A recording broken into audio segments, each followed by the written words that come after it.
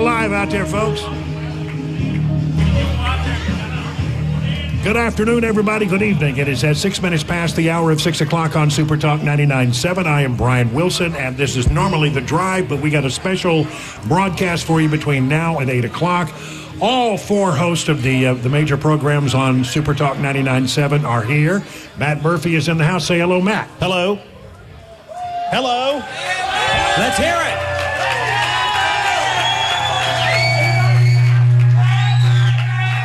Okay. Dan Mandis is in the house. See, that's what happens when you make it in. Hello. Thanks for coming out, everybody. Chris Hand, ladies and gentlemen. Hey, what's up, everybody? And we're going to be with you all the way till 8 o'clock, and then the debate will begin at 8 o'clock. We got a lot of stuff to talk about. Glad you guys are here to help me go through these last 2 hours as we walk right up to the debate at 8 o'clock. So I'm going to just go around the room. Let's just start and then take it and run for it as long as you want to. Matt Murphy, what are you expecting tonight in this debate that everybody is waiting for so anxiously? Well, as I've been talking about the last couple of weeks, I believe that this is the culmination of Biden replacement theory. At least it's my Biden replacement theory. I believe that the Democrats are allowing this to happen this early because they need to figure out if their candidate can make it to November or not. That's the big question. I don't think there's any question that Donald Trump's going to perform. I don't think there's any question that the moderators are going to be on the side of Joe Biden. I think a lot of those it's not even speculation. It is a foregone conclusion. The question is, how well can Biden perform in the 90-minute format that he's not been a part of for the last 4 years? He's been protected for 4 years now. Yes, he has. And he is going to be exposed, at least in the sense that he will be on stage by himself for 90 minutes and has to perform for that 90 minutes. So it remains to be seen. But I believe if he performs poorly, we're looking for a C-, D+. If he presents an F tonight, Brian, we've got an entirely different ballgame because I believe the Democrats will initiate a replacement plan. How juiced up do you think he's going to be? As jacked up as I feel right now about this gathering and these people and Murfreesboro and Hop Springs, he's hopped up on something, and it ain't beer. I'll tell you that. That's right. We say Hop Springs, hopped up president tonight. Dan Mandis, your thoughts? I'm looking forward to seeing how disciplined Donald Trump can be. That's number one. Number two, and maybe it's for another part of the segment, but I would like to know from everybody what constitutes Joe Biden screwing up. Because there's falling flat on his face, but then there's just the usual mumbling, low, gravelly voice. What constitutes the replacement theory, Matt, is what I think we should all explore. I want to know how disciplined Donald Trump is going to be. He knows that he had issues in that first debate 4 years ago, and now the question is, will he just allow Joe Biden to be Joe Biden and do the things that we all believe that Joe Biden will do? All right, Chris Hand, you're up next. Well, I'm waiting to see how Donald Trump dominates the conversation. Is he going to be able to take away the power from the moderators and dictate the conversation where he wants it to go? Is he going to bring up Laken Riley? Is he going to bring up Rachel Marin? Is he going to bring up Jocelyn Nungary? These are things that if he gets Biden to acknowledge, it makes Biden look bad. And I want to see that happen. Yeah, I think that I'm sort of interested in finding out which of these candidates shows up. Is Donald Trump going to come in and lay waste to the room as he has done in previous debates? The first debate that he did last time around was he came in hot. And then it didn't work out well for him. And so he backed off a little bit. Well, I'm waiting to see if Donald Trump can be human and show his heart and show his personality in a dry room with people that hate him. And then as far as Joe Biden is concerned, I'm pretty sure that they've spent the last 7 days at Camp David making sure that they got his meds just right. So I'm expecting some level of alertness. Somebody who called in earlier had it exactly right. He's probably good for about an hour. For an hour, he can probably stand there and make sense.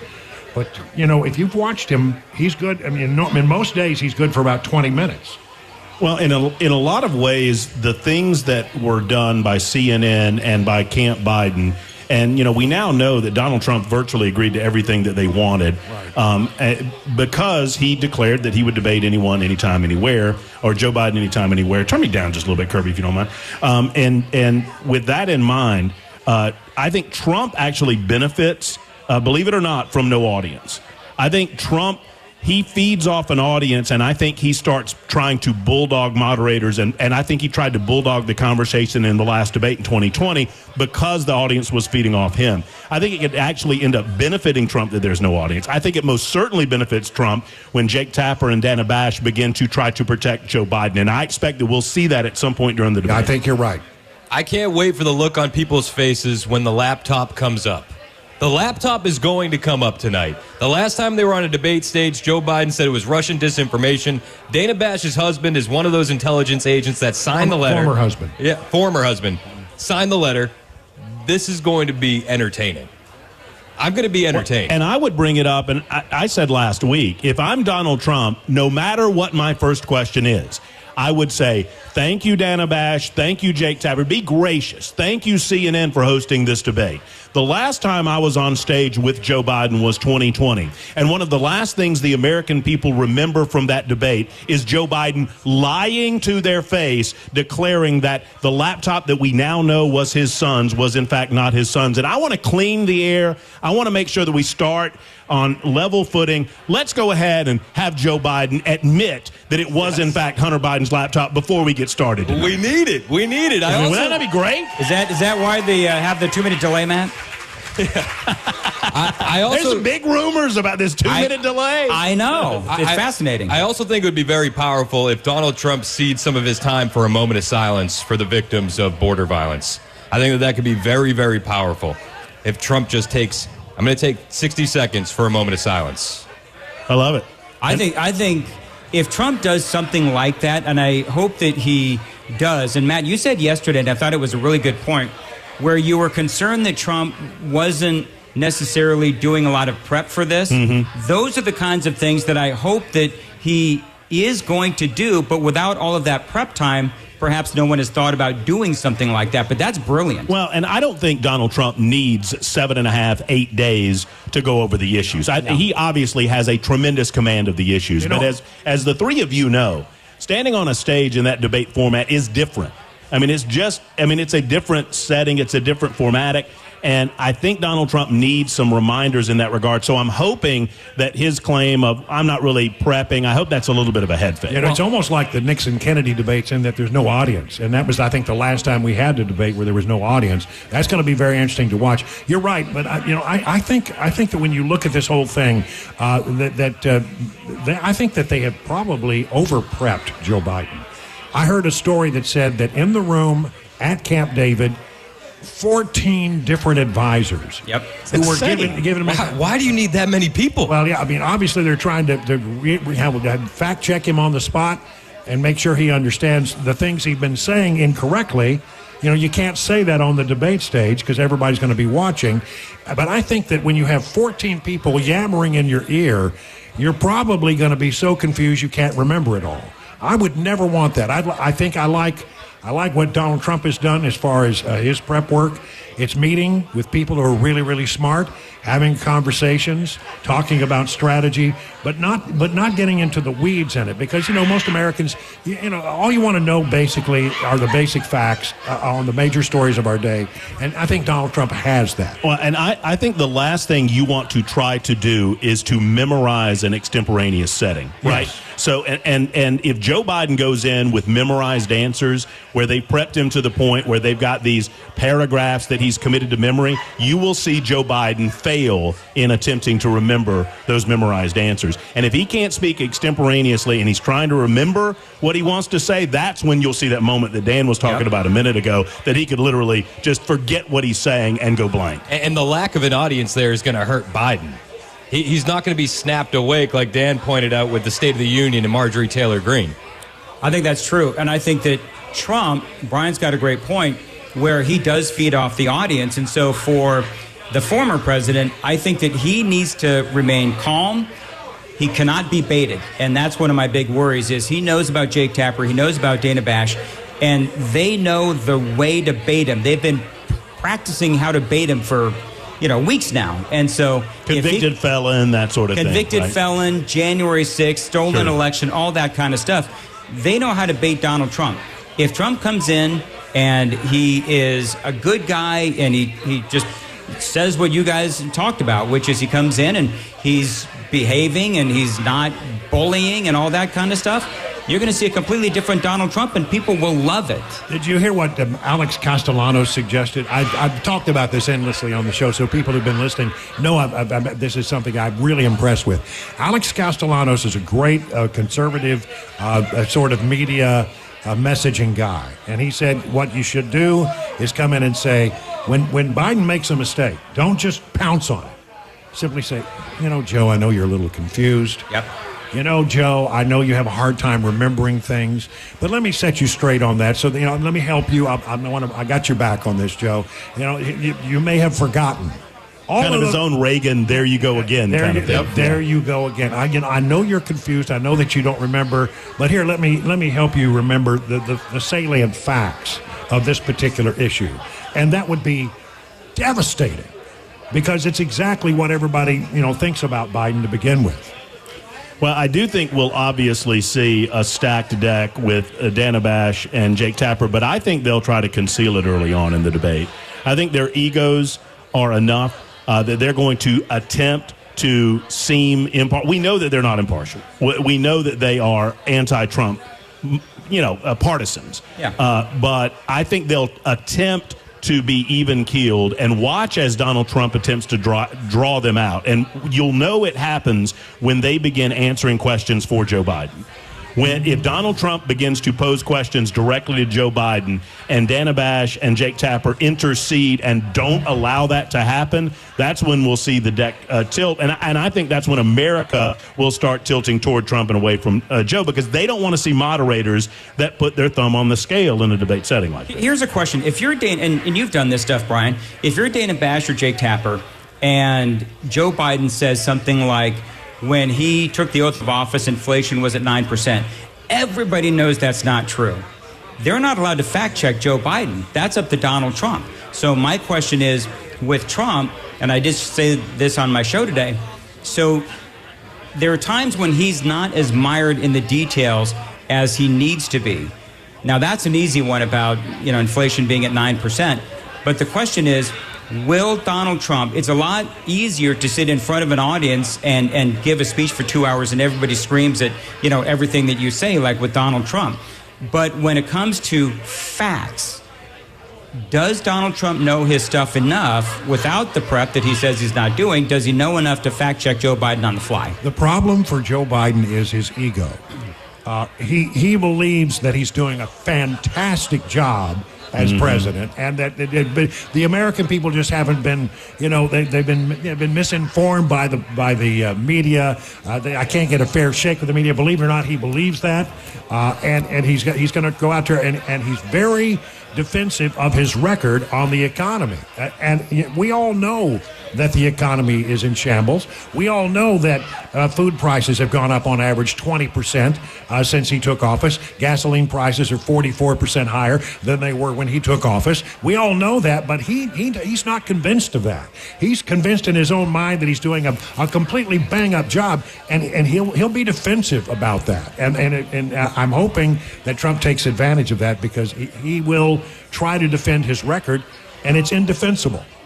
It's indefensible on the economy, on immigration, on a whole host of other things. It's indefensible. I know we talk about, the demeanor of Trump versus the demeanor of Biden and what we're going to get. I am most anticipatory of how his handlers, that's Joe Biden handlers, manage the balance between getting him enough energy for this debate and keeping him from being angry. If you've ever had a steroid shot, you know what it does to you. And I want to talk about this because I don't think he can be high energy Joe without having a propensity to go off the rails when he gets upset. As we saw in the State of the Union. All right, we got to take a commercial break. It's 21 minutes now past the hour of 6 o'clock. The guaranteed offer is the easiest way to sell your home. It's really simple. We bring you an all-cash offer. You close in as little as 21 days. No home inspections, no lockboxes, no open houses. Go to markspain.com to get a guaranteed offer and start packing.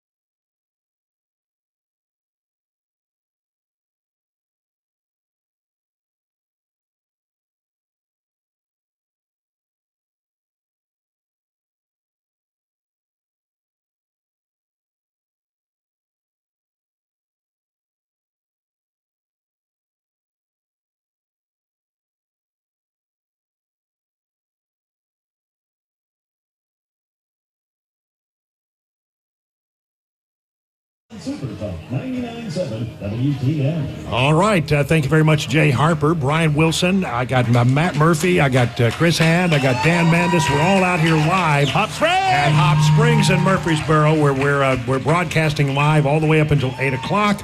We got a good crowd, and it's really beginning to fill up, ladies and gentlemen. It's going to be a fun evening tonight. We're gonna be talking all the way till 8 o'clock, so we got about another hour and a half of this nonsense, and then we're going to actually go to the debate, and you'll be able to watch it. We're not going to be able to carry the debate on Super Talk TV, I'm told. So we can't show the debate, at least, on Super Talk TV. So, But we got it on the radio. we got it on the radio. That was and, nice of CNN. They finally did something nice. That's the best way, of course. Can you turn that down just a bit? And didn't CNN make the big rule that you weren't allowed to, if you're a YouTuber, you're not allowed to comment, you're not allowed to do the real-time fact-checking on these videos Is that online? right? Yeah, I think they did do that. I heard that somewhere. So the 2-minute delay thing, I'm not hearing anything authoritative. Has anybody seen anything authoritative about the so-called 2-minute delay? And it's my mea culpa because I saw it in so many different ways on social media. I did too, yeah. And I trusted it, and I kind of ran with it a little bit on my show. But then I did a fact check during one of my breaks, and I couldn't find it anywhere where but it's one of those things that you see it, it's believable enough that you go with it, and then you're like, okay, maybe that's not the case. Yeah. I thought what you suggested was more plausible, Well, Brian. yeah, no, if I were CNN, what I would have said, hey, Fox, hey, ABC, hey, NBC, anybody else who wants to carry it, fine. You get the feed 2 minutes after our show starts. 2-minute delay, you get the feed. And so then everybody would not want to miss the first 2 minutes, so they'd be over on CNN. It would boost their numbers. I quite frankly, if I was CNN, I'm not sure I would have allowed other people to carry it. I'm glad they did. I think there's great interest in it. CNN will still have better numbers than they ever have. But if you're a Fox viewer, you're going to watch it on Fox, right? Yep. Yeah. If you're not going to watch it on CNN, if you can know that standing in the wings is Brett Baer and Britt Hume and that wonderful cast of people over there, that's where you're going to watch it. So I don't know that it helps them a whole lot. I think it'd be embarrassing to them if Fox ends up having better numbers for the CNN debate than CNN has, and I think that's a very distinct possibility given the way their numbers are.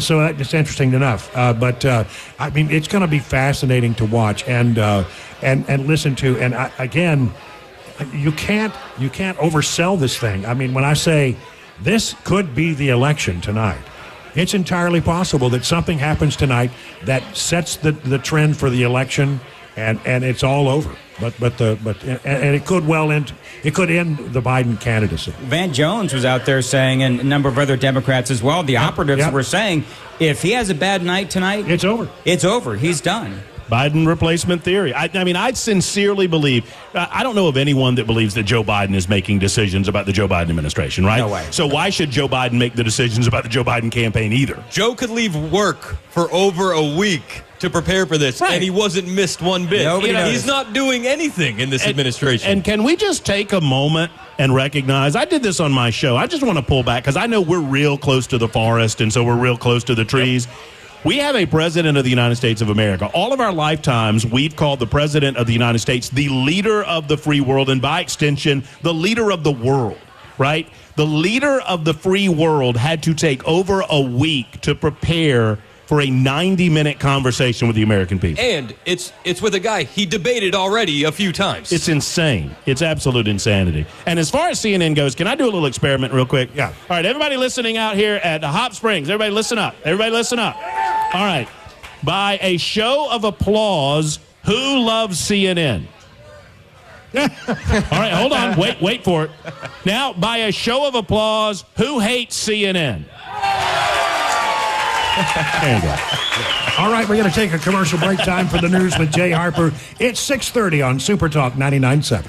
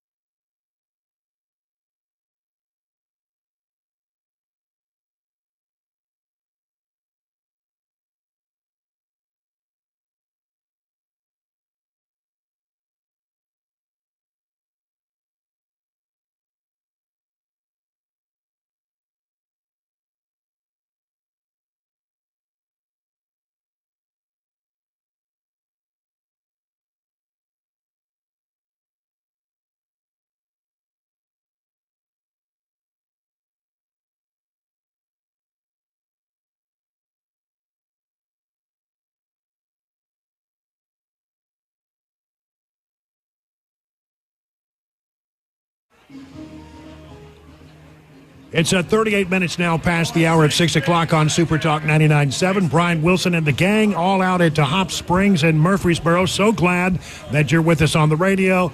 Say hello, everybody. Let the radio audience know that you're here. There we go. Big old crowd. That's a big old crowd, and it's getting bigger by the moment. If you want to come out tonight, we still have a few places where you can squeeze in and get ready to watch the debate with a lot of people who see the world as you do. Before we go one step further, Chris Ham, well done, my friend. Your little men came up here on the stage to say hello. Walked right up, looked me square in the eye, stuck out your hand. I mean, what little gentleman you're raising. Hey, the handshake says everything. Yeah. You know, you don't need to do much right. If you get the handshake right, that's your first impression. I got to tell you, I was knocked out. Yeah. I mean, you got a great little family. Yeah, my whole family is here, Yep. all 4 kids, my beautiful wife. I think they went out to go get some pizza. Yep. You'll see Kennedy in her red dress, and the little guys are wearing their Trump hats and running around outside with the football now. But I got to tell you, just adorable. It's the first time I've had a chance to see them, and boy, are they awesome. I am blessed. Yeah, you really, truly are. Nice firm handshake. Yeah, you got to be firm. I mean, it wasn't a limp handshake. It was a good, solid, firm, a small hand, Yeah. but a firm hand. Have you guys ever heard Mandis's take on the you could go too firm on the handshake? I've heard this take, Mandis. It's Don't true. give me that look. No, you could go too firm on a handshake. I don't know. There are some people that go too firm on the handshake, and it's like they're trying to compensate. For something? Just saying.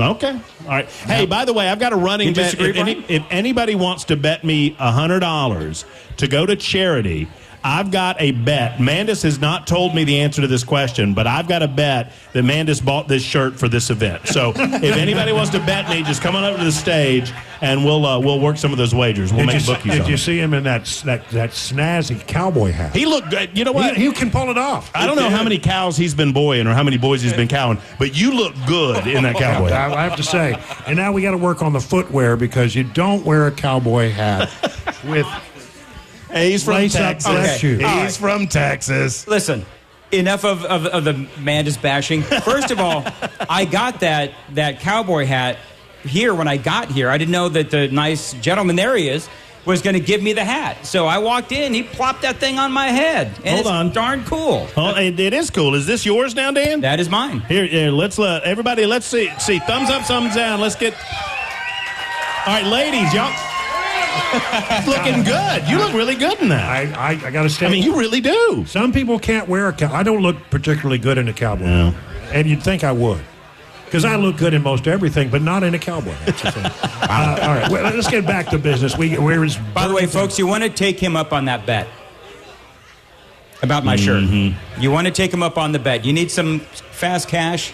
Take him up on that bet. Almost guarantee. I would guarantee that was a purchase Well, for this event. we will not going to take the answer from him. We'll take it from Amy. That's exactly no doubt. All right, so guys, we are about an hour and 15 minutes, a little more, about an hour and 14 minutes, 15, 16, 18, 19 minutes away from the debate. And everybody lay out, exactly what you think is going to happen, exactly how it's going to go down, and what is going to be the headline tomorrow. Chris, you're up. The headline is going to be, we got to get rid of Biden. That's going to be the headline tomorrow. I don't think that Biden can go out there and be competent enough for the Democrat Party to feel confident in him. I think that's going to be the headline. Dan Mandis. That's a tough one because we have not yet ascertained what a Biden complete mind meltdown failure will be. I believe that the bar has been set really low for Joe Biden, so you have that to contend with. I believe that, though, I think he's going to make it. I think it's going to be a gray area. I think he's going to do a lot of mumbling. I think that he's going to do the Biden stuff that we see all the time, but that's what we're used to. So I think that there's going to be gray area. Conservatives are going to say that Joe Biden did horribly. Liberals are going to say that Joe Biden did great. Okay. And that's where we're going to be. I mean, he has to do better than okay. Well, I hate to be this way, but it depends on who's writing the headline. Yeah, I mean, if the mainstream media, the quote unquote legacy media, is writing the headline, it'll be something along the lines of Biden manages angry Trump or something along those lines. Or Biden meets expectations. Oh, sure. Yeah, sure, right? And whether he does or not, I think that's the floor for the headline, right? Yeah. I mean, what are Biden the stands expectations? up for 90 minutes. There's a headline for you. He met expectations. Well, what were those expectations? That he could stand on a stage yeah. for 90 minutes. The President of the United States has spent a week practicing standing. That was a part of his practice routine. I know. I mean, it's sad, but true. When the number one question of the team that has surrounded you is to prepare for the debates is, can he actually stand up for 90 minutes? Well, and Dan brought up Van Jones on CNN, and I appreciate that Van Jones, on occasion, will have a moment of clarity. Yep. And his moment of clarity was, are we really setting the bar at he can stand there for 90 minutes? No, that's not the bar of expectation for the President of the United States. And he didn't say it in this many words, but I would suggest that he kind of reset it and said, no, we should expect more from our candidate. Otherwise, we're going to get our brains beaten in November. Jones understands that if the Biden that we've seen over the past 6 months goes on for the next 4 months, Donald Trump is going to be the next president of the United States. Dan Manis, you had a question a moment ago about this story that's floating around out there. Where did this come from? Do you know? Daily Mail. Daily Mail. Will Trump reveal his vice presidential choice tonight? And who could it be? I don't know that he's going to. I've heard him say 3 times when he asked directly about it. I'll announce it during the convention, not before. Not before it. Certainly not at the debate. But I don't know. I mean, it would be something. He's got the world's attention, and he did say that his. I think I heard him correctly say when he was asked, "Will your vice presidential choice be there?" And he said he will be there. But all these guys have been following him everywhere. Yeah. They've all been at court. They've all been at the rallies. They're going to be in the spin room. Exactly. You think Vivek Ramaswamy isn't going to be in the spin room? Marsha Blackburn's going to be in the spin room. I heard she was going to be in the spin room. How about that? Huh? Yeah, what happened to her today? I thought there was a big in-studio spin room? Interview. Spin room. Yeah, it's okay. They wanted to do it on the phone. I declined. It's okay. No, I would. Here's why I don't think it will happen tonight. Because we're about to get into several good media cycles for Donald Trump. I think if Donald Trump believes that he's going to come out to the good after this debate, why would you bury that media cycle with the vice presidential media cycle when you can have 2? You know what I mean? So I think he's going to wait on that. Let this work its way through the media. Let the media spin it whatever the way they're going to spin it, and then come out with the vice presidential choice.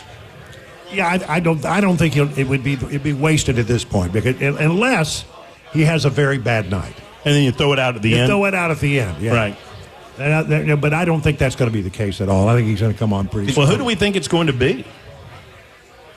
Well, I mean, if you ask, if you ask people, they say there are 3 candidates who are getting like 6 who got vetted.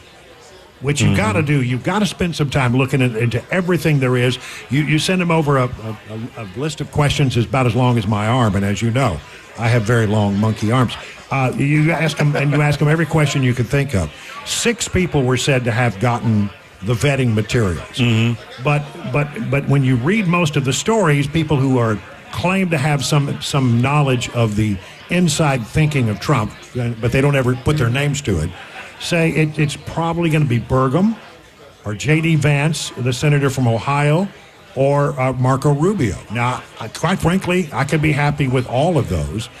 Chris, you had some interesting thoughts about Burgum, who I got to tell you, he seems awful low key to me, but sometimes that would be, as you pointed out, that's Mike Pence, the Mike Pence model. And I heard the endorsement from Kevin O'Leary, Mr. Wonderful from Shark Tank, saying why he invested in North Dakota, and it was saying that Burgum is just a get stuff done guy, and he focuses on execution. And whichever way Trump is to point, Burgum is the guy that can get it done. And if you want somebody with execution skills, it's going to be Burgum.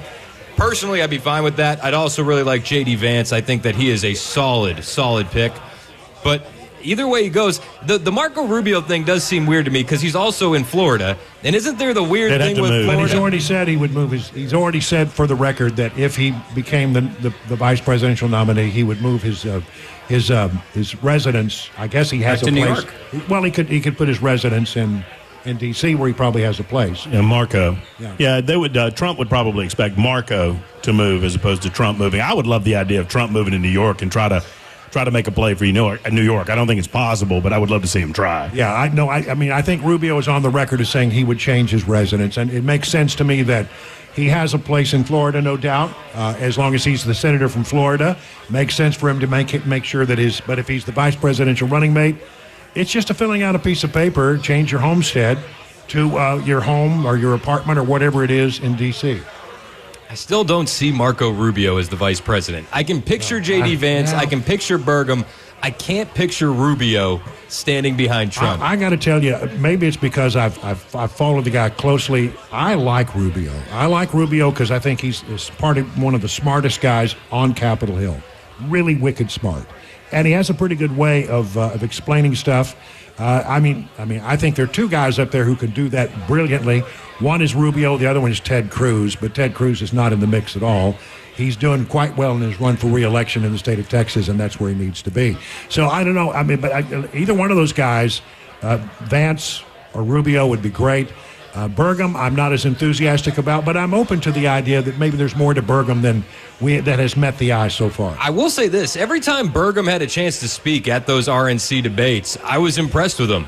I didn't know him very well, but every time he spoke, I was like, oh, okay. He's solid. He's solid. And I think that's what you want. Well-rounded. Very knowledgeable, solid, very unlike Donald Trump, and very similar to the manner in which you picked the last vice presidential candidate in 2016 in Mike Pence. I mean, prior to Jan 6th and everything that happened there, Mike Pence, low-key guy, policy guy, never turned his back on Trump, always had his back when questioned, and I think that's what Donald Trump is looking for. And I think there's maybe something to the idea of not losing a solid senator for the sake of the vice presidency. J.D. Vance is such a rock star in the Senate. Marco Rubio is so solid in the Senate. And I understand that those would be replaced with Republicans, but do we want to lose those guys in the United States Senate? But I guess the talk was always, though, that the guy you pick for VP is going to be the main guy for 2028. Sure. And is Doug Burgum 2028? That's a great question. Is he 2028 potential? And I don't see that. That's Doug's problem. That's not my problem. Doug can handle that in 28. Let's just win in 24. All right, we're going to take a break. It's 50 minutes now past the hour. We're live from Hop Springs in Murfreesboro.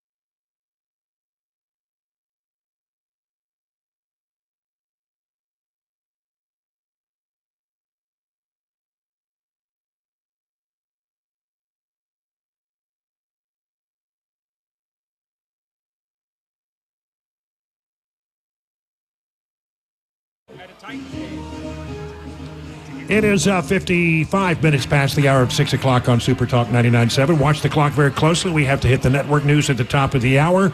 But Brian Wilson here along with the entire team. It's Matt Murphy. It's Chris Hand. It's Dan Manda. Say hello, everybody. Hello, everybody. All right. Hello.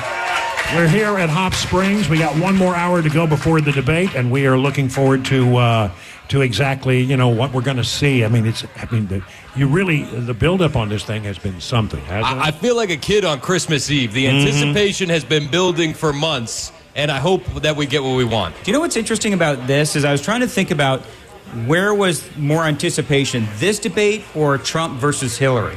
I think it's this debate because there's so many unknowns. Because you don't know how Trump is going to behave, and you really don't know what's going to happen with Biden. No, you don't. And it's so early. It's unprecedented that it is this early in the process. By design, I think. And by design, even before the convention. I mean, normally we get these conventions. They're typically very boring with a lot of boring speeches culminated in the nomination process. This time around, we get the fireworks before even the conventions, and I think it's very exciting for a lot of people. Brian, you said something earlier that I thought was interesting. Do you really believe that Biden thinks he's doing a great job? And I'm not challenging you. I just think that it's interesting conversation. We'll pick that up right after this commercial break because it's time for the news on Super Talk 99.7. 56 minutes past the hour. Hey, listen up, folks. This is important to you.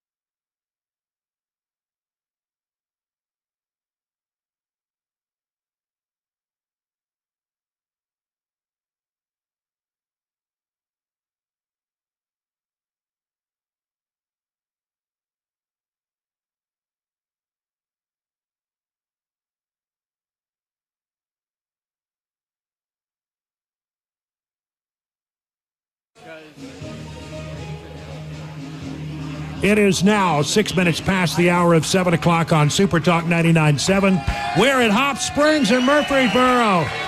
And we got a great crowd that has turned out here for our little pre-debate show.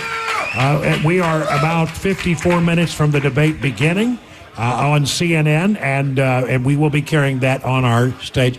I called talent to stage, Murphy. I know she didn't come. Well, that's right. That's exactly right, Brian. No, we got everybody. Matt Murphy's here. We got Chris Hand here. We got Dan Mandis here. All the gang, all the people who host shows on our program are here. And we've got, a tremendous crowd here in Hop Springs tonight. The best crowd. Now, thank you so much for coming out and supporting what we do. I think it's going to be a great time together. Johnny B was here earlier. We had Ken Weaver, who showed up for a few moments. He may still be here. That woman I was kissing on the stage during the break is indeed my wife. That's Cabana wife. So don't start any bad rumors. So we're so glad that you're here. Guys, in about 53 minutes, we will get a lot of the answers to the things that we've been speculating about since I got on the air at 3 about this debate. But it's hard to explain just how important this is. I can't remember a debate that has ever been this much anticipated as this one. I can't think of any other debate. Maybe Reagan-Mondale. I go back that far. Everybody was worried about Reagan and whether he could convince everybody that he was worthy, he was strong enough to come back for another term. And he delivered that one-line punch that just devastated Walter Mondale. Not going to make my opponent's youth and inexperience an issue in this campaign. And was that a great moment? You know what I love about it? When you watch the old film, I hadn't seen it in a while. The Gipper stops. The crowd goes crazy. Even Mondale laughed at it. And that was the moment Mondale said later, that's when I knew I'd lost.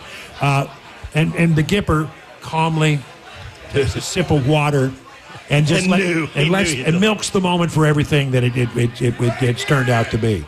So can you imagine Joe Biden trying to pull a stunt like that? Is there something he could do that would make light of it, but also prove that as Reagan did, that don't mess with me on this, I've still got it. Reagan was such a master at delivering those lines, and that he and his team talked about those lines prior to, but I think a lot of his acting experience came into play where he was able to deliver. Joe Biden does not have that ability. I am certain that his team has filled his head full of those little one-liner cliches. I don't think he has the ability to deliver them. He's not that smooth. So here's my question, though. Should Donald Trump try to do that against Joe Biden? Because that could be seen as bullying, because clearly Biden has cognitive issues. I don't know that Trump has the ability to take Brian Wilson's advice, but I love Brian Wilson's advice. Yep. That everything that you reference to Joe Biden, it's in a fatherly way. It's in we feel sorry for Joe kind of way. I know you don't remember these things. I think it's a brilliant strategy because you cut him deep, you annoy him, and you come off as, hey, I'm trying to be nice to the guy. What? He's an old grandpa who doesn't know his butt from a hole in the ground. Remember, we did have a special counsel who said that we can't bring charges against him because he would come across as being a doddering old man with a poor memory. That's true. And Trump has, I did not remember this line that he delivered years ago, but it was Megyn Kelly was one of the moderators, and it's come up now. And it was a tremendous line because Kelly was going after him. You've called women fat pigs. You've called them ugly. You've called them this and that. She's going down the list, and Trump inserts, but that was just about Rosie O'Donnell. And the crowd goes crazy, and it takes all of the air out of this gotcha question that Megyn Kelly was trying to get over. When he was debating Hillary Clinton, and she said, thank the Lord that Donald Trump isn't in charge of the Department of Justice or whatever it was, and he just, because you would be in jail, is what he said to Hillary Clinton.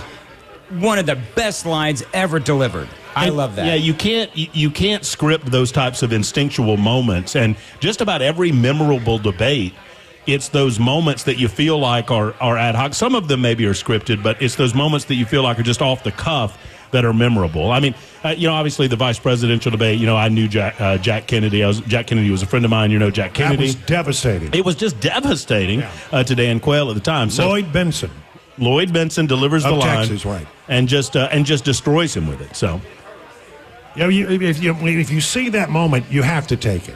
if you're on the debate stage and you see that wide opening, you just got to take it. Was that Reagan line? Was that a rehearsed line? Oh, yes. Absolutely. It was, okay. He had that in his back pocket just waiting for the question, and everybody knew the question was going to be coming. Yeah. And likewise, Biden has got to know that question is coming.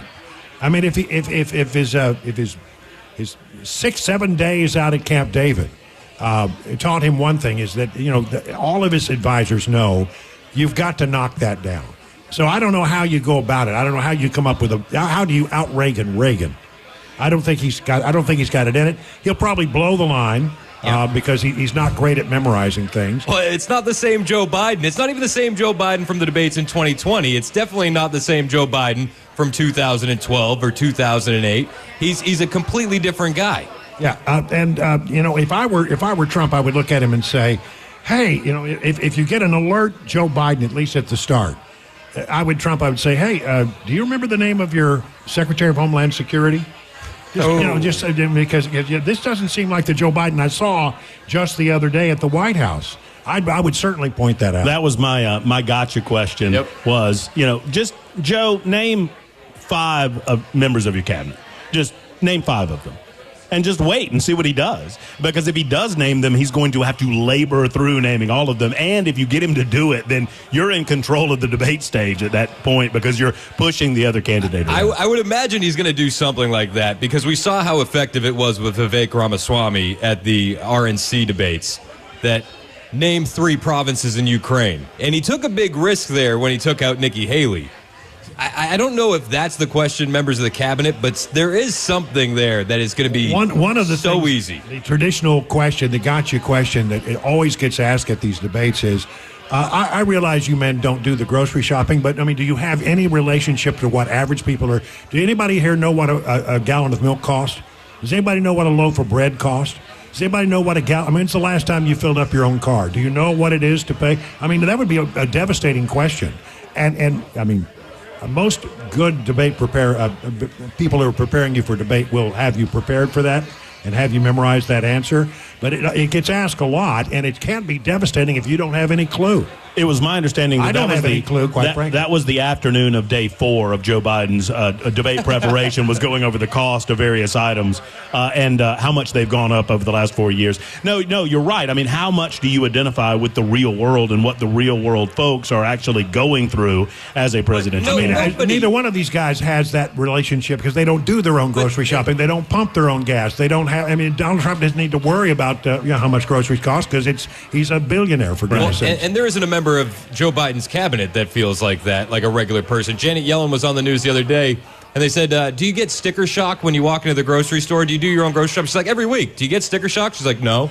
Like, well, yeah, you're worth $20 million. Of course you don't get sticker shock. That was a really bad moment, and hopefully Trump learned from that, and he can use that same kind of strategy against Joe Biden. I don't know how much back and forth or how many of those moments we're going to be able to have because of this silly Mike rule. I think the Mike rule can actually benefit Trump because it keeps Trump from getting in front of himself. I think Trump's a very smart man. He's 2 steps ahead, I think, of the moderators. And so I think he anticipates that, and he jumped that in 2020. And he was jumping on top of the other guy. I don't know. I think we're going to lose some of that interaction. I've heard the arguments that rule may have saved Trump. Yeah, I think the a lot more than it does Biden. I think the rule saves Trump, but I hope that Trump takes advantage of his notepad and just writes lie in big letters and holds it up while his mic is muted. Right. That would be fantastic. Right, or pull, I was inspired, something Hand said inspired me to suggest that, Trump pull the Kanye West and just walk over to Joe Biden's podium and say, Joe, I'm going to let you finish, but, I've had the greatest presidency in the history of presidencies, a la Kanye West and Taylor Swift on stage. So, but, the Mike rule, I think, ultimately will benefit Donald. It will keep him in his lane. how much the moderators affect the debate by interrupting the candidates. I'm very curious if the moderators choose to interrupt the answers of the candidates themselves, or if we just give them whatever amount of time they're given, and that's it, and we go to the next guy. And how strictly will they enforce that rule? I mean, you have so many seconds or minute to answer that question. I don't know what the debate rules say. They'll have to answer the question and do rebuttal. But I got to tell you, I mean, I feel that a lot of times you really have to, as the moderator, to step in early to establish that we're going to have order here. When things go chaotic, I don't blame the candidates. I blame the moderators. And I got to tell you, I've been back behind stage at presidential debates as they were preparing. I remember very, very vividly, I remember a Republican candidate debate in New Hampshire. I was backstage while I watched them prepare the questions, and they had been preparing and honing these questions, and they spent an inordinate amount of time getting every phrase just right. And I mean, I watched Chris Wallace and Britt Hume work over their questions and work over their questions and work over their questions until they finally got what they thought were just the right approach to it. And that has happened. Well, if you're looking for a moderator to be able to reel things in, there's no other symbol of strength than Jake Tapper. You know? I mean, when I think of a strong broadcaster who can really just wrangle these guys, it's Jake Tapper. I had someone ask me a question a couple of days ago, and I did not have an answer for it.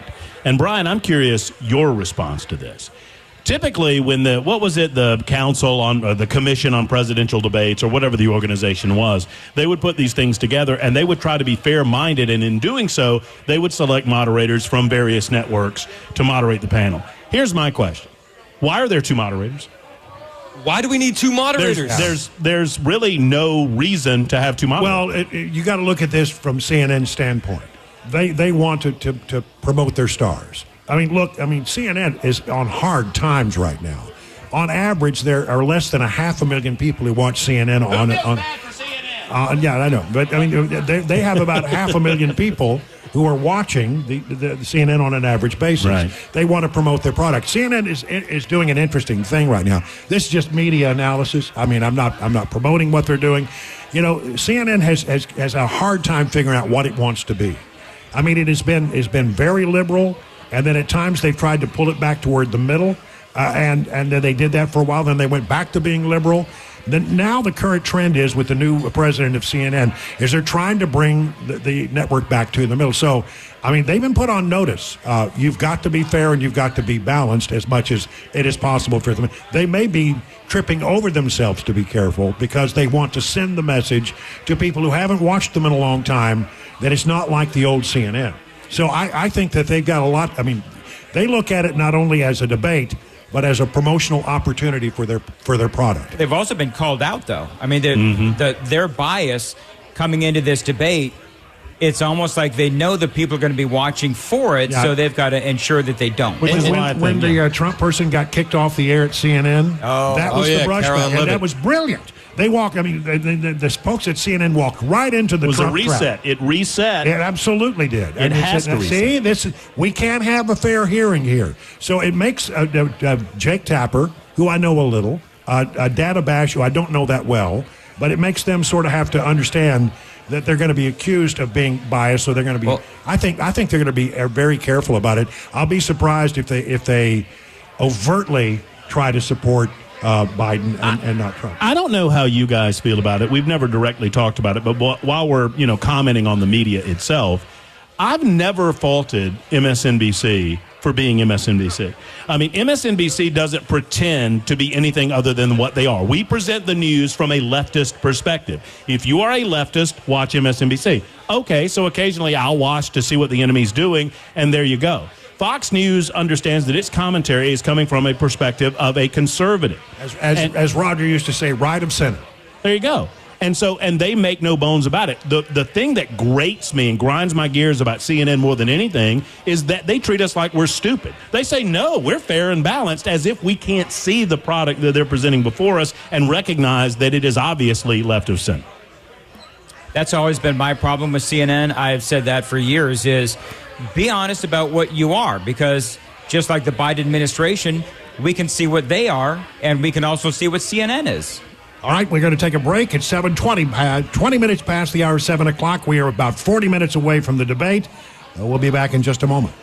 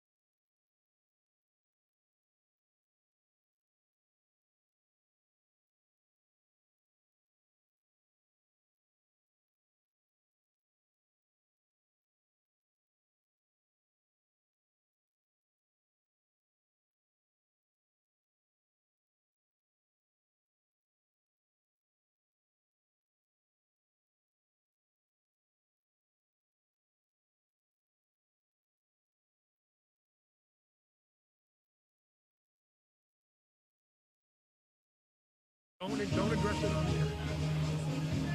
It is 25 minutes now past the hour of 7 o'clock on Super Talk 99.7. I am Brian Wilson along with Matt Murphy, Chris Ann, Dan Mandis. We are live from Hop Springs in Murfreesboro. Say hello, folks. Come on, everybody.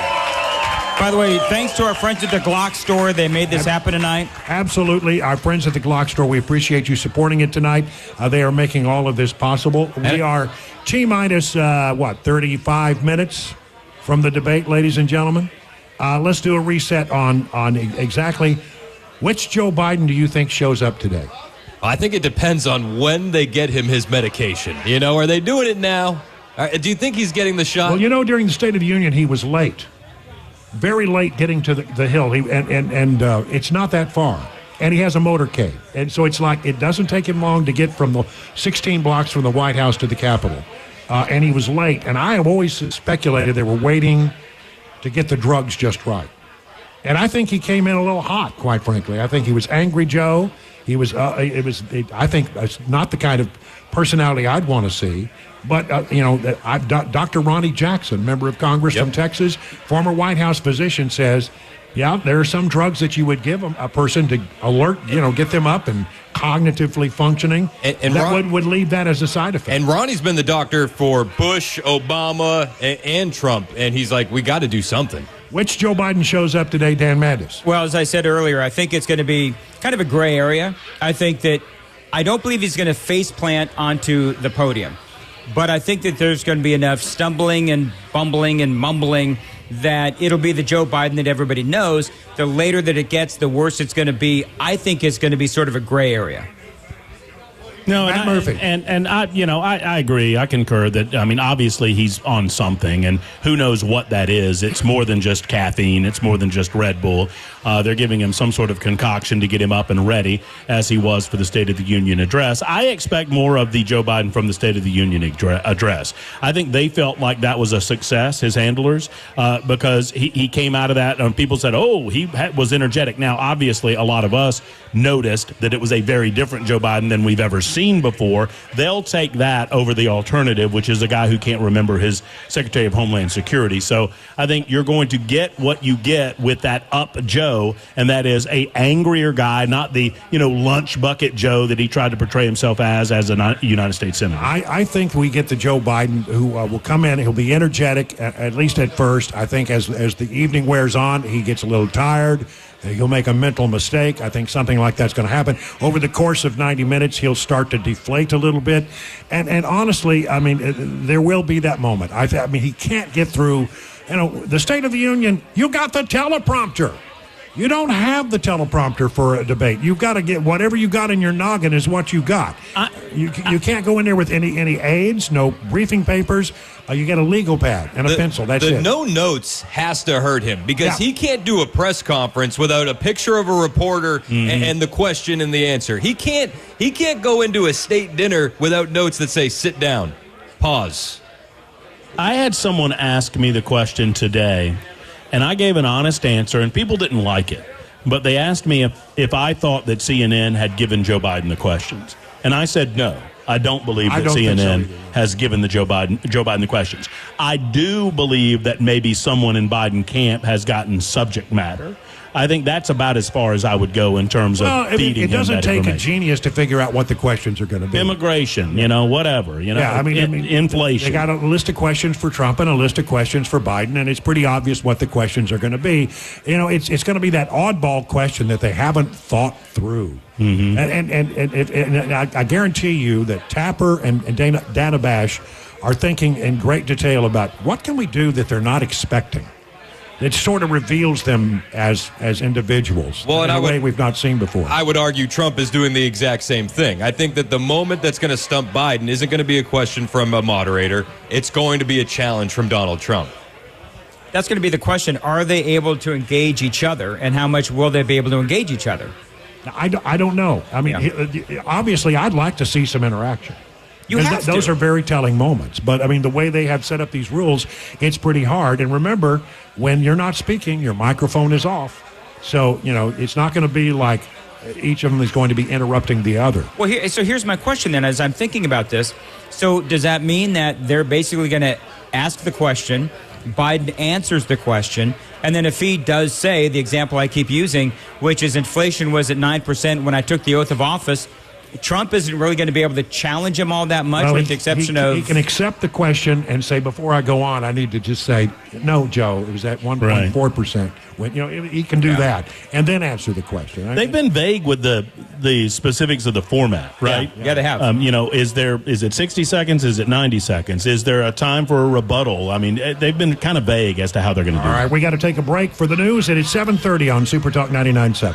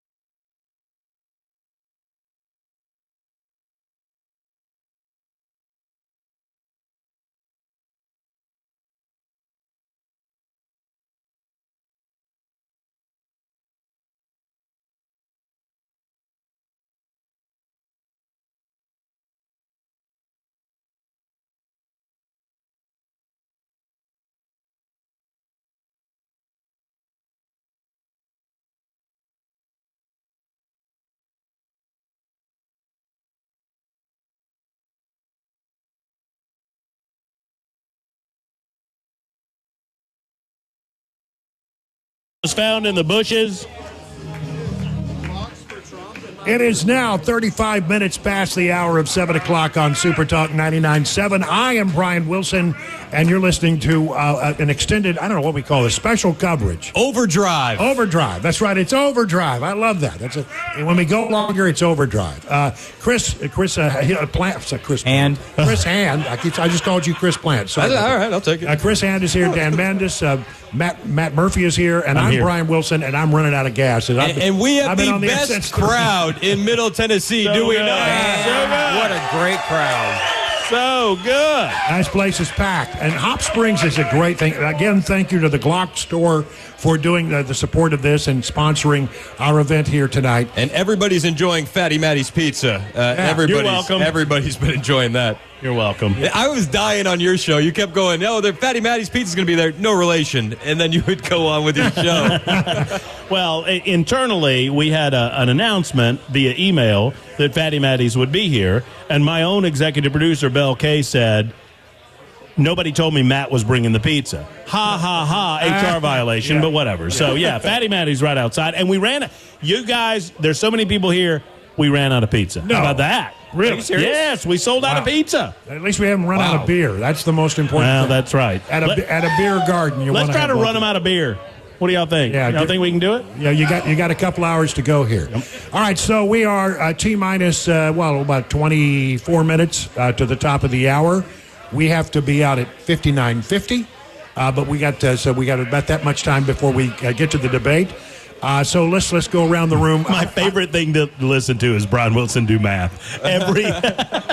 Listen, ladies and gentlemen, you double check my math always. So we stop talking in 59:50. Is that what it is? Yeah. 59:50. We must cease talking. Okay. Okay. And then Dan Mandis. 59:50. And then the station goes over to the debate. That's right. Then they pick up the debate at 8 o'clock. We have to do the legal ID. All this high tech. Do we have to get out of the way so the debate can be broadcast here? Is that the idea? As soon as we go to the beginning of the debate, we'll strike the set. We get to hang out with you guys. We'll pay the extras, and then we get to go out there and watch the debate with you. And then Brian says something about buying everybody a beer. I don't know. I don't know what he meant by that. But putting words in my mouth. All right, I'm running out of gas. What kind of things have I left out here in all of this stuff? It occurred to me that there is a moment in time. Here's my bold prediction. If Donald Trump gets a zinger in, it's going to be something along these lines, where Donald Trump looks at Joe Biden and asks him if he's okay. I would like to see about 50, 60 minutes into the debate, Joe Biden makes a little bit of a gaffe, and they go back to Trump, and Trump says, for just a second, are you okay, Joe? Are you all right? Do you need a... That's what I want to do. Can we get him a chair? Do you need to sit down for a minute? Do we need an extra break for Joe Biden? Joe, are you okay? I'm worried about you, Joe. Do we need to bring in a tank of oxygen? Right. Yeah. You know what? I would love for Trump to actually say 60 minutes into the debate, you know what? I'm okay with standing, but I'm the opponent. I'm okay if Joe has a chair. Can we get Joe a chair? Just get him a seat. Yeah, get him a seat. I mean, I think tomorrow morning we're going to be looking at what kind of clips come out. This is definitely going to be disseminated on social media. Do you think there are going to be more viral moments of Trump excelling or more viral moments of Biden failing? Biden failing. I believe it's going to be Biden failing.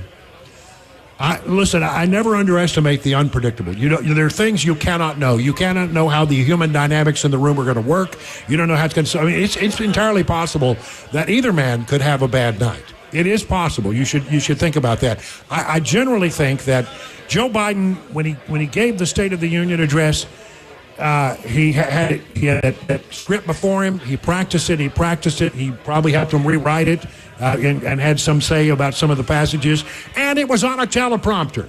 It was right there. You look through the glass. You read the words on the little teleprompter window. And how can you go wrong? If you just read the words that you've practiced, I think some of the things he does in the White House, he doesn't practice. Yep. I think he just goes out there and wings it, and it shows it. But you've practiced this a few times, so that was a pretty good performance for him. I think people said, well, look, he made a good appearance. He's not going to have a teleprompter. And there's a lot of facts. They got 14 people in the room trying to cram facts down his gullet, and he's not able to manage that level of information. I think there's a thing you can do called over-preparation, where you've had so much information you can't absorb it all. Yeah. I think Trump's approach is probably right. It's a shame that you had to spend 7 days at Camp David trying to get up to speed. When you're the sitting president of the United States, that's an embarrassment.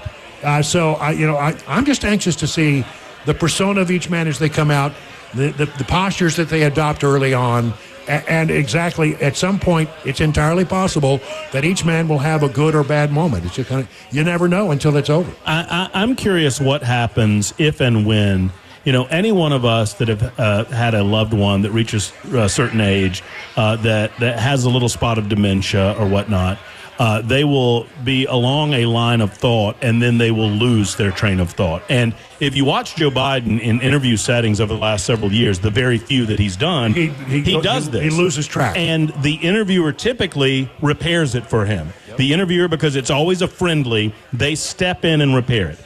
My question is, if that happens tonight, and I expect that it will Dana Bash or Jake Tapper step in and repair him losing his train of thought, or will they just let it lie there and he flounders trying to regain the train of thought? It is instinctual, just as a human being, that when somebody... They're trying to help them. Yeah, you just want to help people. I once did an interview with Mel Tillis, the late Mel Tillis, and as much as I knew that he stuttered and had a real problem with it, I wanted to help him complete his thought, and it was rude.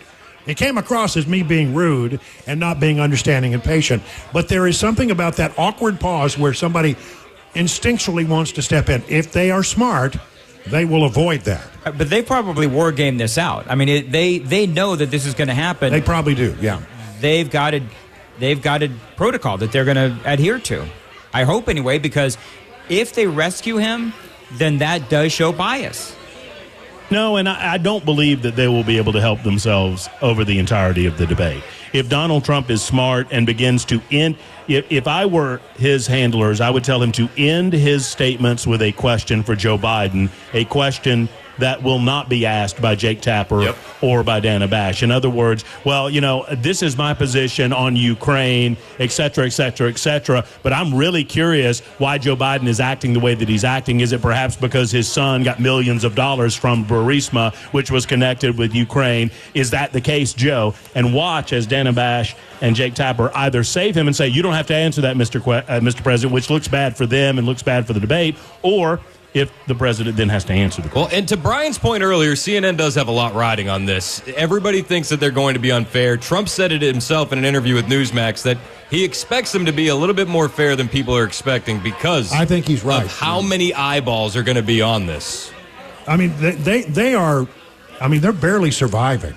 CNN, when you got in prime time 540,000 viewers and a nation of 330 million. We got more people than that at Hop Springs. That's right. I mean, there were days when I would bet that the Dan Mandis show in the morning, highly rated as it is, probably has more listeners than CNN has viewers at ours. I mean, it's probably true. And you look better than that chick in the mornings too. Right. So I look at that and I say they do have a lot on the line, and they really need to have a good moment. CNN needs to have a good moment. I mean, Trump needs to have a good moment. Biden needs to have a good moment. CNN also needs to have a good moment here.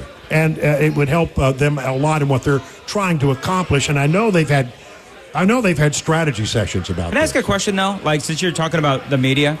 So if CNN, they're trying to regain whatever credibility they have left, if Donald Trump becomes the president, they are so infused with Trump derangement syndrome there, how do they possibly continue towards having any credibility? I would argue to you that, yes, there is still some of that on the network, as we saw when the spokesperson for Trump campaign was basically shut down. Carolyn Leavitt. Yeah, Carolyn Leavitt. And we saw that they still have that inclination. And it's really hard when you've been doing it a certain way and doing it for a long time. It's hard to walk back from those instincts. But I do think that they're trying to make a move and be considered, whether it's accurate or not, as more mainstream, more middle of the road, more we just ask the hard questions of everybody. They've got a hell of a reputation that they have to overcome. And two people have been very egregious offenders, have been Dana Bash and Jake Tapper. Well, how can you keep them on the staff in very high-profile positions when you have all these videos on YouTube of Jake Tapper equating Donald Trump to Hitler. The Wayback Machine is an amazing thing, isn't it? Right. It's almost like you have to just scrub everybody and start over because very few people are watching anyway. I think you're right. I think, and ultimately, they did get rid of a bunch of people, and they did let some people go, but they have tried to keep the people who still. Who was the guy, Lichter or whatever his name was, that they booted? Right? They brought in a new guy, and then he tried to repair some of this, and then the inmates who were running the asylum demanded that he get let go, and they let him go. Right. I mean, so to Dan's point, I think there are a lot of leftists. Here's what I would say. I've told this story on the air before. That in the 2017 special election in the state of Alabama, there was a lot of eyeballs on that election between Roy Moore and Doug, what's his name, Doug Jones. And Roy Moore was accused by the Washington Post of malfeasance back in his 30s. One way or the other, there were a lot of eyeballs. And CNN came down, and we had the morning show that I was working at the time, we had several interviews with CNN. And we had an executive producer, and Jason Carroll was down interviewing us about this U.S. Senate election. And we, during a break on the interview, said, we get a lot of hell for being on CNN. And the executive producer said, what do you mean? And this is a woman from New York City. I had no idea. No clue. I had no idea. Said, no, well, you guys are looked as way left here. Now, what? I mean, she was legitimately shocked at what we were saying to her. So these people, we have to understand, live in such a bubble. I don't think they think that they're as left as they are. I think if they came to Tennessee or Alabama or some parts of America, they would learn it. But they're trapped in an echo chamber. That's right. Yeah. And they can't imagine. In the circles that they run and the people that they know and the people that they go to the soccer fields of D.C. with and watch their kids play on the weekend, and their kids all go to the same schools, they can't imagine that there's another way to look at it. No. Because D.C. is a liberal bubble, and they're you're right. Echo chamber is the right way to describe it. They can't even begin to comprehend that there's another way to look at it. And it's so baked in the cake. It's the producers, it's the camera guys, it's the salespeople, it's the programming managers. Not necessarily the camera guys. You might be surprised. You get a bunch of those camera guys at CNN talking, and they'll have a different view of their own network. And believe me, they will. Well, I don't believe that they think that they are as liberal as they truly are. No. But I do believe, and I've been saying for weeks now, and I think we're all in agreement, that there will be an effort, especially early on, to present themselves as nonpartisan in this debate setting. Whether they are able to carry that through the 90 minutes remains to be seen. I have doubts that they're able to do that because I think at some point they'll recognize that Donald Trump is winning the debate handily, and I think their natural inclination will be to help Joe Biden at some point. Whether they do that consciously or unconsciously, I think they'll try to do it. It'll be interesting to see how it works when there's no audience reaction. Because that really does change. When there are people in the audience who are reacting, it does change. Well, you don't know if a joke lands. You don't know if a zinger lands because you take the audience. I mean, it's us in the studio, but right? That has to play to Trump a little bit because if there's one thing he does know, it's TV. Sure. He understands the dynamics of TV, and probably better than Joe Biden.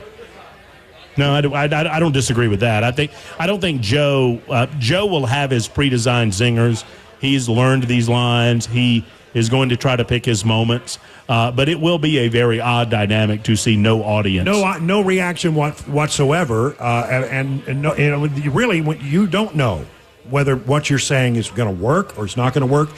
When there's an audience in the room, it's going to work with one side or the other. Do you got a little inside baseball for what we do? I mean, we're on stage, if you will, for 3 or 4 hours every day. And I know when I try to get one off, I look at Bell or I look at Jay Harper, who's in the house, by the way, Jay Harper. I look at Chris Webber. Right. Yeah. You look to see, I mean, you look at your producer, you look at Mason, you look at your guy, you look at Ken Weaver to say, hey, I threw one out there. Did it land or did it not land? Yeah. And it feels better if they're laughing or they're coming on. If I see a Ken Weaver clap through the 2 windows, I know I did something good. I know. He's a great cheerleader for what we do. You know. Doubt about it. Okay, well, we are live at Hop Springs in Murfreesboro. We've got I don't know, a big standing room only crowd. There's so many people here that we don't have enough seats, and people are standing in the wings. We got people outside, and we are about 10 minutes away, a little more than 10 minutes away from the beginning of the debate. We need to take a commercial break right now. You're listening to our overdrive coverage of the pre-debate show right here on Super Talk 99.7, which is brought to you by the good people at the Clock Store.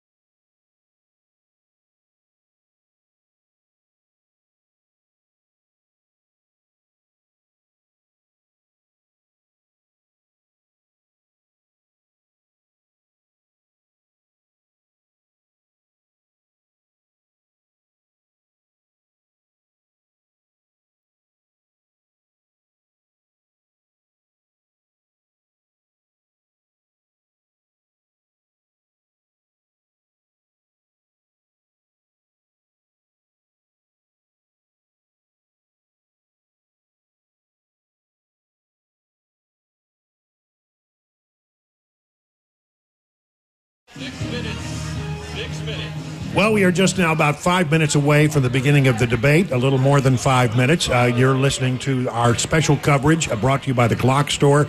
All right, guys, let's go around in the last few minutes that we have. If let's say, something doesn't go well for Biden tonight, and at the end of the day, Democrats are left aghast, and they know they've got to do something. If it's not Biden, who do you think it might be?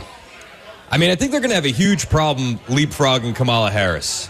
You know, how do you jump over the black woman who is the first female vice president? I've got a theory on that if you want to know. Yeah, tell me. Supreme Court. Listen, the term is about to come to an end. You could offer her a chair. Sotomayor probably will turn in her resignation. You could offer her that position. It's not nothing. And it gets her out of the way, and then you're free to do whatever you want to do. By the way, it could solve Biden's problem if you had a strong vice president and you looked at, well, Biden's weak, but at least we got this person. You know, who's going to be there. Let me ask this question. Who's more of a threat to Donald Trump, Joe Biden or Kamala Harris at the head of the ticket? I would say probably Joe Biden, but neither one of them really, honestly, is that strong. I think Joe Biden's problem is people would vote for Joe Biden if they felt like he had a decent number two. Because they don't believe that he's going to be able to complete the I think term. most people don't believe he'll complete his term in office.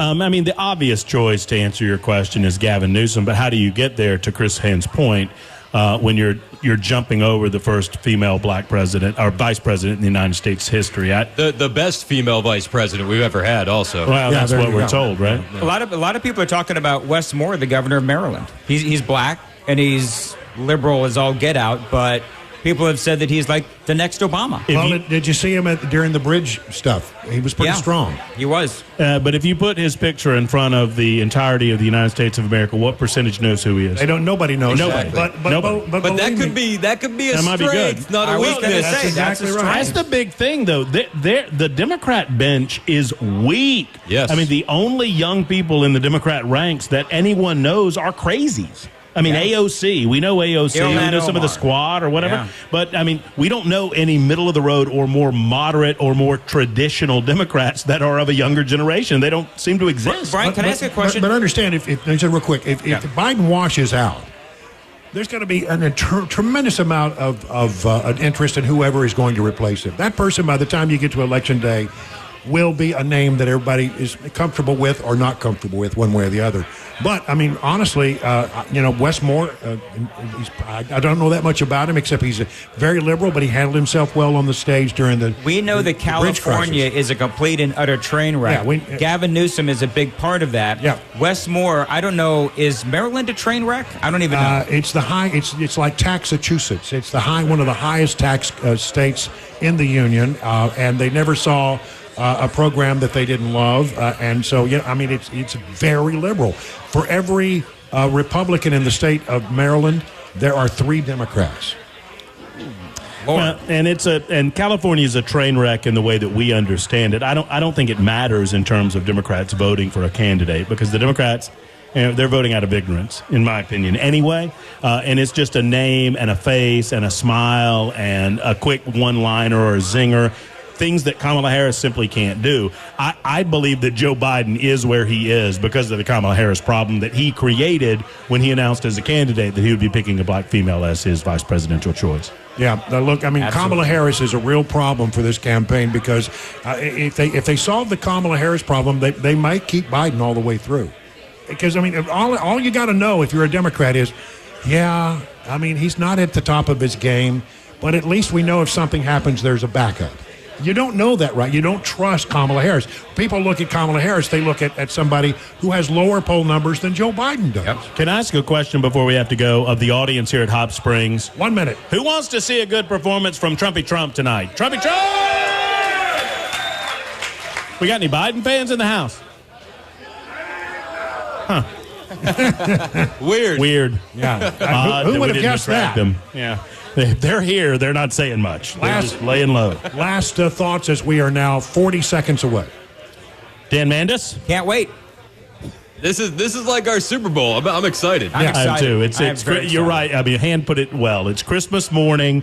We're gathering around the tree. Santa has come. We're opening the presents. We're sitting at the top of the stairs waiting for Mom and Dad to call us down. Right? Santy Trump has come, and he's left us gifts, and they come in the form of a 90-minute debate on Super Talk 99.7 WTN. All right, well, thank you so much for joining us here out in Hop Springs. What a great crowd. We really love having you. Thanks to the Glock Store. You're listening to Super Talk 99.7. I'm Brian Wilson saying Dan Manis will have it all in the morning.